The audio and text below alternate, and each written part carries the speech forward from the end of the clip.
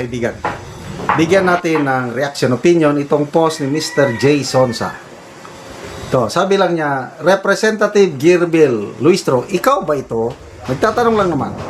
Ipinost ni J. Sonsa ang pangyayari sa Supreme Court.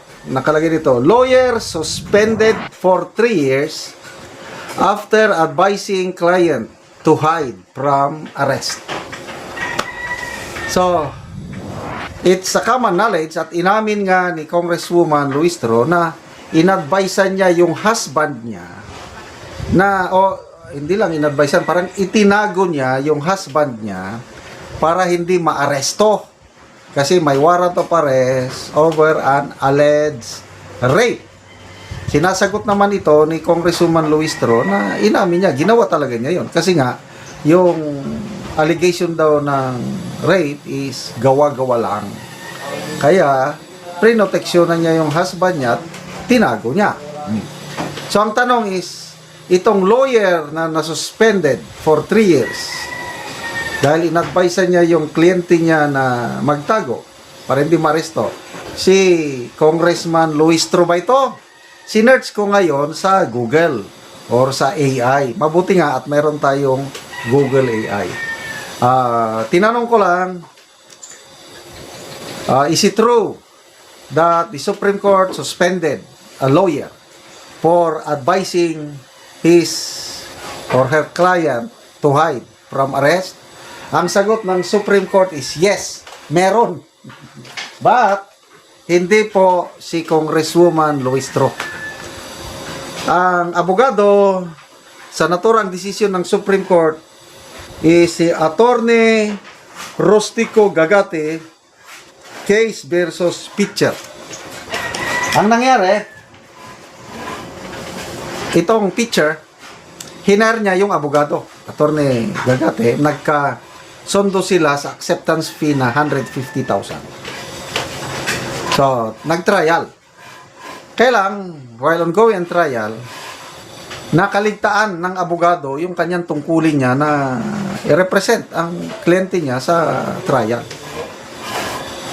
Hindi niya ginampanan yung tungkulin niya. To a point, pagdating ng panahon, dahil napabayaan nga yung kaso, inadvisean nitong abogado ang kanyang kliyente na magtago na lang. As a result, nagreklamo itong kliyente. Dahil sa reklamong yan, nagdesisyon ng Supreme Court, sinuspend nila ang abogadong ito. Yan, jurisprudence na yan, sinerge ko. But, again, sa tanong ni Mr. J. Sonsa kung, excuse me, kung si Luistro ba yung nasuspend, in fairness, hindi siya. Hindi. Okay? Klaruhin natin. Kasi, isip ko, siya na nga ba ito? So, kung siya, kawawa naman. Anong mangyari sa House Prosecution Team? Siya ang lead counsel o lead prosecutor. Di wala na. But mabuti naman at hindi. Speaking of mga na-suspend o na-disbar na mga lawyers, ang alam ko dyan is si Jesus Palsis. Yung pro-BBM na lawyer, na grabing mga birada laban ka sa mga Duterte. I think suspended siya for 1 year ba? For vulgar post. Masyadong masama yung kanyang mga post. Sino ba? Si Larry Gadon. Hindi lang suspended, kundi disbarred. Ano naman ang kasalanan ni Gadon? I think yung minura-mura niya yung media personnel. Kaya, ayun. Isa sa pinaka mabigat na parusa, disbarred. Kaya sabi ni Gadon, di baling disbarred daw siya, basta may kita siya. Anong kita? Malaki ang sweldo niya. As presidential advisor, sumasahod siya nasa, I think, 300,000 a month. Or in 1 year, including perks, bonuses, and everything, umabot ng sobra 4 million ang kita ni Larry Gadon.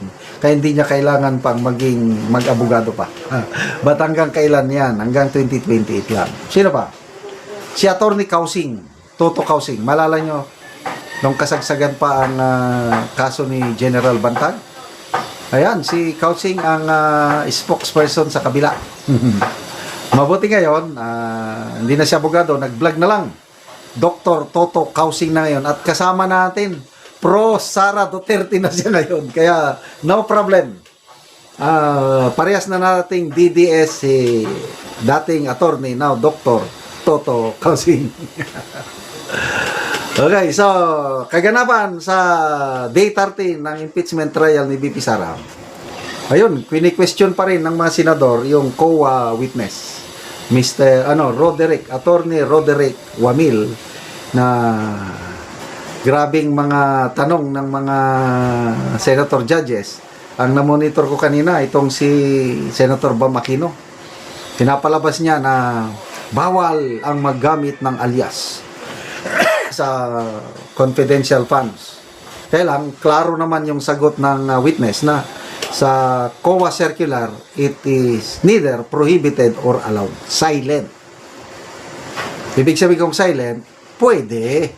Kasi on the ground, ako, nung nasa active service pa ako, sa mga units na ako ang namuno, meron kaming konting intelligence fund at gumagamit kami ng alias para sa pag-clear ng intelligence fund at ibibigay namin sa mga agents namin, confidential or deep penetration agents.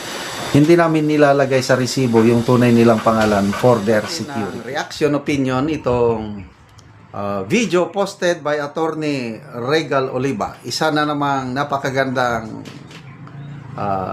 another day, another point of view. Dito, title niya is The Most Interesting Woman in Congress. Sino sa palagay nyo? Si Congresswoman Gerbel Luistro. Bakit most interesting woman in Congress? Pakinggan natin siya. Sa panahon ni Speaker Martin Romualdez, bumaha at bumagyo ng biyaya dito sa ikalawang distrito. Congresswoman Gerbel Luistro is becoming one of the most recognizable face in Philippine politics. Not because of legislation, but because of controversy.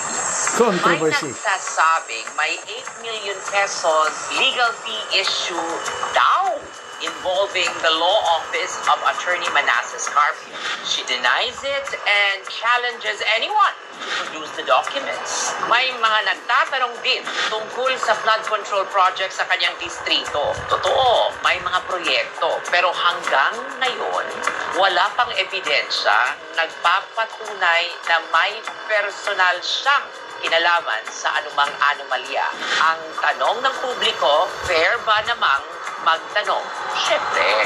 Then there was the now infamous laway moment. Viral. Yes, relevant. Not really.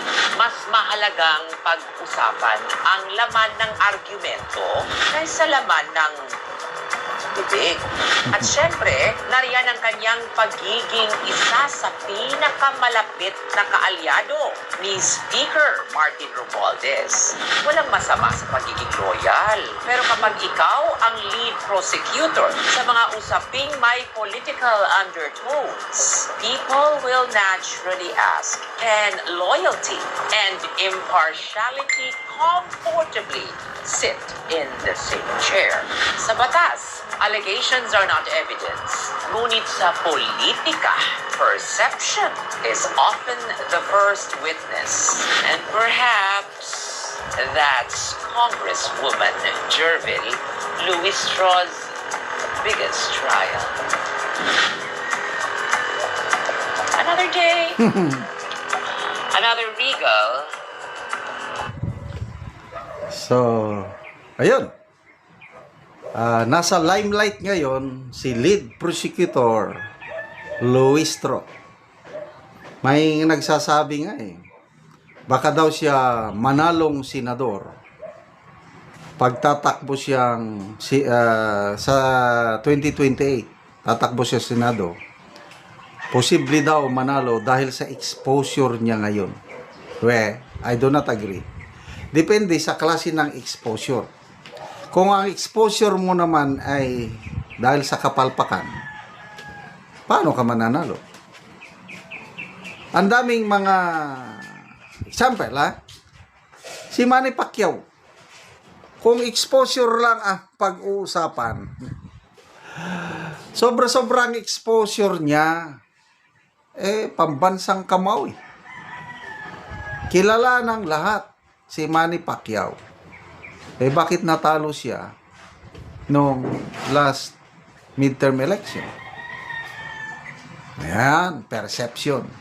Kasi dumikit siya sa Marcos Jr. administration. Tingnan nyo yung tatlong kandidato ng partido ni Pangulong Marcos, Federal Party. Pacquiao, Tolentino, and Abalos. Talo lahat. Bakit? Perception ng taong bayan. Basta dumikit ka sa Marcos Jr. administration, kiss of death. Itong mga nanalong senador sa alyansa, may sarili na silang pundasyon. Example, si Lacson and Soto, Lapid. Kahit hindi dumikit kay Marcos, mananalo ang mayan dahil tagal na nila dyan sa politika eh. Sino pa? Pia Cayetano. Kahit hindi na member sa alyansa, mananalo yan. Sino pa? Erwin Tulfo. May mga following na sila. So, wag niyong sabihin na dahil si Luistro lead prosecutor mananalo sa ano. No way. Siguro kung makonvict niya mapakonvict niya si BP Sara, baka may pag-asa. But anong chances niyang makapakonvict? 16 ang threshold conviction votes. Paano siya makakakuha ng 16? Maliban lang kung totoo yung hinala ni Attorney Harry Roque na nakikialam ang palasyo at gagawin nilang 14, ibababa nila ang 14 ng conviction votes. Baka sakali. But then, wala pa ring assurance. So, good luck. Ay, Congresswoman Luistro, magbasa tayo sa mga comments. Next, Miriam Santiago daw siya, attorney. Malayo siya kay Madam Miriam. Pamangkin yata siya ni Layla, halos magkamukha. Bingo mismo, labas sa bibig ni Luistro. Talaga namang bumaha kahit hindi biyaya. Nung una, grabing suporta nila kay Martin Romualdez, di ba? Kaya lang, nung in-announce ng Pangulo na sa SONA, sasampahan na ng kaso daw ng ombudsman si Romualdez, nasaan na yung mga loyalist ni Martin Romualdez? Tumahimik. Wala nang gustong magtanggol sa kanya. Yung mga young guns na maingay ngayon, nasaan na yung young guns? Wala na. Ganyan ang politika natin. Hindi katulad dito sa Duterte. Nako, ako forever akong Duterte supporters. Bakit? Napatunayan na nila yung brand of Duterte governance and leadership. Just go to Davao.